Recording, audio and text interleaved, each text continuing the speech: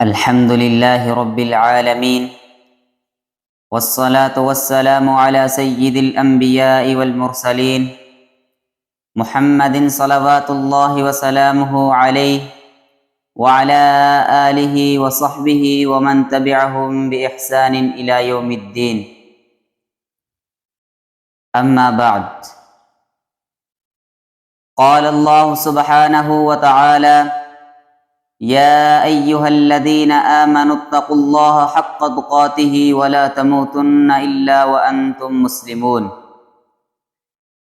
يا أمة محمد صلى الله عليه وسلم، موضع لا كموضع، ومسجد لا كالمساجد، هو القبلة الأولى ومسر الرسول ومجمع الأنبياء وأرض المحشر والمنشر، إنه بيت المقدس.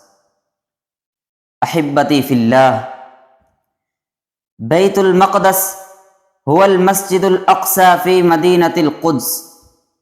قال تعالى: سبحان الذي أسرى بعبده ليلا من المسجد الحرام إلى المسجد الأقصى الذي باركنا حوله لنريه من آياتنا.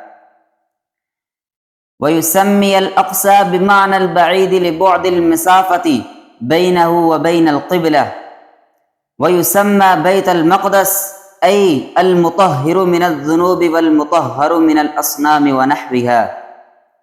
والآن أين حكام المسلمين؟ أين أسلحتهم؟ أين طائراتهم؟ أين وحدتهم؟ أين غيرتهم؟ أين وقوفهم مع إخوانهم؟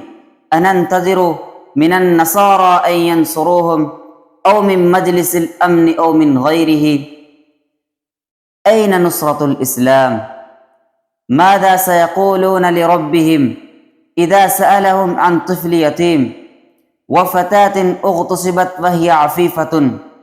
ماذا سيقولون لربهم إذا سألهم أين طائراتكم؟ أين علاقاتكم؟ أين قراراتكم؟ لماذا لم تفعلوا شيئا؟